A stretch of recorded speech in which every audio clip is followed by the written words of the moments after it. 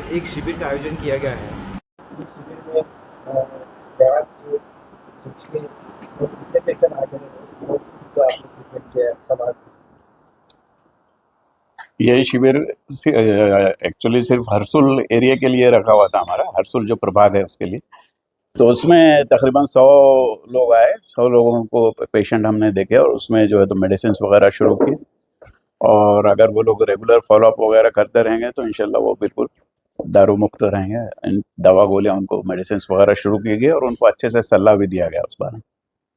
आजकल ज़्यादा शराब अधिक जो है हम्म। नौजवानों में ज़्यादा दिखाई देती है। हाँ, नौजवानों में ज्यादा रहता है इसलिए कि उनको लगता है कि भाई चलो ठीक है, देखो नई चीज है कोई, उसमें क्यूरियोसिटी रहती है, उनको लगता है कि थोड़ा उसमें फैशन है, अच्छा है, ऐसा लगता है। इस वजह से वो लोग ज्यादा इस्तेमाल करते हैं नहीं, क्यूरियोसिटी तो बात अदर है, लेकिन परसेप्शन का बात जो है ना, वो ज़्यादा इम्पोर्टेंट अवेलेबिलिटी इजी है, पैसा है उनके पास और दारू खुद आसानी से अवेलेबल है। कितने हर जगह, हर 10 कदम पे एक दुकान आपको मिलती है लाइसेंस की। तो उस वजह से इजीली अवेलेबल होने की वजह से लोग ज्यादा वो करते हैं है।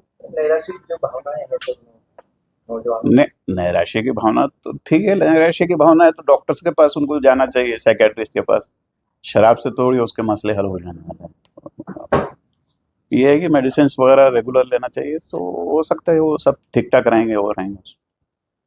में इसके इसके बारे में जो है ना, जो पॉलिटिकल जो लोग हैं उनकी भावना जो है, नौजवान जो है जो शराब के अंदर रहेंगे तो वो ज़्यादा ये नहीं करेंगे, ये चीज़ का रीजन सॉरी, उस बारे में मैं कुछ बोलना नहीं चाहता और कोई नई कंट्रोवर्सी उसमें क्रिएट नहीं करना चाहता। बेसिकली वैसा कुछ भी, कोई भी किसी पे जबरदस्ती तो शराब पिला नहीं सकता है। हर कोई जो भी पी रहा है वो अपनी अपनी मर्जी से पी रहा है, इसलिए किसी पे भी उसका उसको कोई एलिगेशंस देकर या इल्जाम देकर कोई मतलब नहीं। आप खुद अपनी मर्जी से पी रहे हैं और आप चाहें तो खुद अपनी मर्जी से छोड़ सकते हैं, और उसके लिए पूरा आपके डॉक्टर्स है और वो कर सकते हैं आपको, तो आपको खुद को छोड़ना चाहिए उस पर। जो लोग नशे के अधीन हुए हैं, जिन्होंने जो तो नशे से दूर होना चाहिए, इससे आपको आप लोगों को क्या संदेश देंगे, क्या मतलब क्या मैसेज देंगे? जो आदीन हो गए, सबसे पहले तो उनको खुद को समझना चाहिए कि भाई नशे से कोई प्रॉब्लम सॉल्व होने वाला नहीं है, एक बात। दूसरी बात ये है कि नशे में आप हमेशा पड़े रहेंगे तो जो है कि आपको जो डे टू डे लाइफ जो है, जिंदगी के जो प्रॉब्लम्स जो भी गुजारना है वो मसले होते हैं। इसलिए आपको छोड़ने के बारे में सोचना चाहिए, और छोड़ने के लिए डॉक्टर्स आपके लिए यहाँ पर शहर में हैं अवेलेबल, जो साइकेट्रिस्ट हैं, जो आपको आपको दारू से कैसे दारू या कोई भी नशे से कैसे छुटकारा दिला सकते हैं उसके लिए आपके लिए अवेलेबल है। तो आप उनके सर्विसेज को अवेल करना चाहिए और उससे मुक्त होना चाहिए। तरुणाई नशे के अधीन जा रही है, हाँ, तरुणाई को क्या संदेश देंगे? जो युवा है, बच्चे लोग नशे तरुणाई को सबसे पहले तो ये संदेश देंगे हम कि भाई आपका जो पर्पस है उसको आप उस पे आप मेहनत कीजिए और उसको हासिल करने की कोशिश कीजिए। और बाय चांस एक आध बार कभी आपको नाकामी होती है तो इसका मतलब ये नहीं है कि वो अगले बार भी होगी, आप उसको कोशिश करते रहिए। एक ये है, तो एक ये है कि कुछ लोग नाकाम होने के बाद जो है तो नशे के आदी है। कुछ लोग जो है तो कामयाबी के बाद कामयाबी का जश्न मनाने के लिए शराब पीते हैं या नशा करते हैं। तो बेसिकली आपको जश्न मनाना है तो जाकर चार जो जरूरतमंद है समाज में उनकी सर्विस कीजिए, उनको हेल्प कीजिए। वो आपका ज्यादा अच्छा जश्न होगा, बजाय इसके कि आप नशे में पड़कर पड़े रहें, ये रहें या नशे के आदी हो जाएं। जिन लोगों को जो है ये नशे की आदत पड़ चुकी है, और वो अगर आपके संपर्क में आते हैं, आपका ट्रीटमेंट के लिए आते हैं, तो आपका किस प्रकार उनका ट्रीटमेंट किया जाता है या समूह उपदेशन किया जाता है? सबसे पहले तो ये है कि हम उनको चेक करते हैं कि दारू की वजह से या कोई भी नशे की वजह से उनको क्या नुकसान हुआ है, फिजिकल या शारीरिक।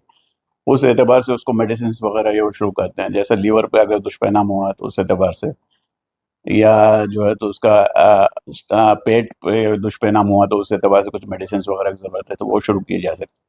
दूसरा ये होता है कि जो लोग शराब के आदी हो जाते हैं, जब वो नहीं पीते हैं तो उनको कुछ तकलीफ होती है।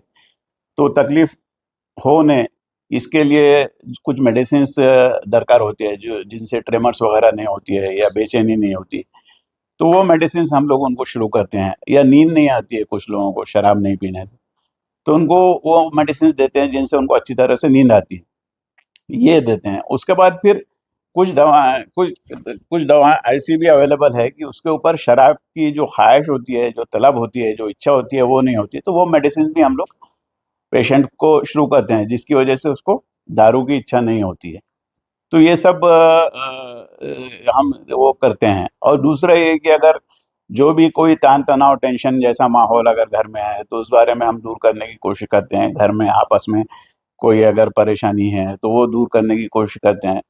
तो सामाजिक, शारीरिक, हर तरीके से हम कोशिश करते हैं कि जो भी परेशानियां हैं वो मरीज की दूर हो, ताकि उसको आसानी से शराब छोड़ने के बाद जो तकलीफ है वो ना हो। इस बारे में हम सारी वो करते हैं, और साथ ही साथ हम रिलेटिव्स की भी मदद लेते हैं।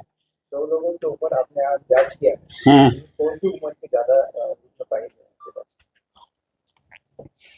इसमें ज्यादातर 30 के 30 की उम्र के जो रहते 30 के, वो उम्र के लोग ज्यादातर पाए गए हैं पर। अभी इस इलाके में आपका हाथ हॉस्पिटल एक मशहूर हॉस्पिटल है, हम्म, बड़ा अस्पताल है। हम्म। यहाँ पर इसके अलावा कौन सी चीजों का आपका ट्रीटमेंट किया जाता है? यहाँ पर हम इसके अलावा मानसिक बीमारियों के लिए भी ट्रीटमेंट करते हैं। जैसे लोगों को उदासीनता होती है, या निराशा होती है, चिंता होता है, या फिर जिसको कहते हैं कि कभी कभी कुछ लोगों को हद से ज्यादा अति उत्साह हो जाता है, जिसको मेनिया कहते हैं अंग्रेजी में। बहुत ज्यादा उत्साह में आ जाता है, जिसकी वजह से वो खुद पे कंट्रोल नहीं कर पाता है। फिर उसके बाद कभी कोई एक बीमारी जिसका आम तौर पर हम वेड़ेपना क्यों पागलपन कहते हैं, दिमागी खलल जिसको उर्दू में कहते हैं। तो अलग अलग, मतलब ये है कि मानसिक त्रास होने जाता है कि उसमें उसको शक होने लगता है कि ये लोग मेरे विरुद्ध हो गए, ये मेरे दुश्मन हो गए, ये मेरे चाल चल रहे हैं, इस किस्म के। या उसको कुछ कभी कभी कुछ आवाज़ें सुनाई देने लगती है जो दूसरों को नहीं, जिसको मेंटल इलनेस या दिमागी खलल या सिजोफ्रेनिया कहा जाता है। तो अलग अलग, और या नींद नहीं आती है कुछ लोगों को, इस किस्म के। या या जो बच्चे हैं, बचपन में जो बच्चे बहुत ज़्यादा चुलबुले होते हैं, एक जगह बैठ नहीं पाते हैं, कंट्रोल नहीं कर पाते हैं। तो इस किस्म के अलग अलग जो मानसिक बीमारियां होती है, उनका भी हम ट्रीटमेंट वगैरह यहाँ पर करते हैं। बच्चों में एंजाइटी का प्रमाण भी बहुत ज्यादा बढ़ता है, इसके कारण क्या है? मोबाइल या सूखीनेस या शराब? बेचैनी ज्यादा बढ़ने की वजह एक तो ये कि नशा, जो सूखा नशा है, उसकी वजह से भी बहुत ज्यादा प्रॉब्लम्स हो सकते हैं, बच्चों में हो रहे हैं। खासतौर पे जो गांजा वगैरह हो रहा है, उसकी वजह से भी काफी प्रॉब्लम्स बढ़ रहे हैं उसमें। आज ये जो कैंप का आयोजन किया गया था, हाँ, इसके अंदर कौन कौन लोग मौजूद थे आज? यहाँ पर हमारे जो एपीआई थे यहाँ के, हरसुल के, वो आए थे यहाँ पर। उसके बाद यहाँ के जो क्या कारपोरेटर जो हैं, क्या नाम है इनका, अजहर पठान थे। उसके बाद ये जो यहाँ की जो कारपोरेटर एक हैं, उनके पिताजी, क्या नाम है इनका, यूनुस पटेल थे। और उसके बाद यहाँ की जो लेडी कारपोरेटर है, उनके देवर आए थे यहाँ पे। और इतने लोग थे इसमें काफी, तो ये लोग थे उसमें। तो सिजोफ्रेनिया जो है, जो पर्टिकुलर डिजीज के ऊपर अंदर दिखा देता है, हम्म, वो भी यंग औरतों की तरफ, हम्म। इसमें क्या रीजन है? उसकी वजह ये हो सकती है कि भाई जो सामाजिक जो तान तनाव टेंशन वगैरह पड़ता है, उसकी वजह से उनमें यंग लेडीज में वो होने के चांसेस ज्यादा रहते हैं, उसके स्किज़ोफ्रेनिया या मेंटल इलनेस होने के। Genetic है? नहीं, जेनेटिक तो नहीं है ऐसे, सब दोनों में चांसेस उतने ही है ऐसे में, और आदमियों में के मुकाबले में औरतों में ज्यादा है, ऐसा तो नहीं है उसमें कुछ। इसका रीजन पर्टिकुलर ये कहा जाता है कि जो मैरिज समय पे नहीं होता, हाँ, हाँ। वो भी एक पॉसिबिलिटी है, मगर 100% वही एक रीजन नहीं है, कई पॉसिबिलिटीज हो सकते हैं, उसमें से ये भी एक हो सकता है। मेंटेनेंस होना, तो उसके लिए करना क्या चाहिए? मेंटल इलनेस नहीं होना 100% ऐसा तो कोई वो नहीं कर सकते आप, लेकिन ये है कि उसको नहीं होना, इसके लिए आप तो एक तो ये है कि घर का आपको माहौल अच्छा रखना चाहिए। दूसरा ये है कि बच्चों को खेल में और उसमें बिजी रखना चाहिए, और नशों से और तान तनाव टेंशन से दूर रखना चाहिए, और अच्छा एक दूसरे से रिलेशंस रखना चाहिए, तो जिससे घर में एक सुकून का माहौल रखे, तो चांसेस जो है मेंटल इलनेस होने के बहुत कम हो जाते हैं उसमें। ये कई रिकवर हो जाते हैं सब? 100 रिकवर होते बिल्कुल, अगर मेडिसिन रेगुलर देते रहे तो रिकवर हो सकते हैं, अगर रेगुलर मेडिसिन नहीं दिए तो रेगुलर रिकवर नहीं होते हैं, कोई और जरूरत पड़ी तो मेडिसिन लेते रहना पड़ता है। बहुत से लोग ऐसा करते हैं कि थोड़ा ठीक लगने लगा कि मेडिसिन लेना बंद कर देते, तो ऐसा नहीं होना चाहिए, बल्कि मेडिसिन लेते रहना पड़ता है। बुजुर्ग एज में कोई सिम्टम दिखते हैं? क्या बोले? ओल्ड एज में कोई सिम्टम वो ओल्ड एज में याददाश्त वगैरह कमजोर हो जाती है, उनका मतलब मेमोरी इंपेयरमेंट वगैरह होते हैं, और वो हो सकता है उसमें। आज के शिविर के अंदर 100 लोगों में से महिलाओं की संख्या कितनी? नहीं, महिलाएं नहीं थी उसमें, पुरुष ही थे सब। सर, मरीजों को अगर आपके अस्पताल से कांटेक्ट करना है तो पता और कांटेक्ट नंबर बताइए। नहीं पता तो ये कोई भी आसानी से आ सकते हैं, राहत हॉस्पिटल है हमारा, हर्सुल पुला जवळ जळगाव रोड, औरंगाबाद, ये है छत्रपति संभाजी नगर, बता सकते हैं उसमें। कॉन्टेक्ट नंबर 89830 एक मिनट फिर से 89830 51130।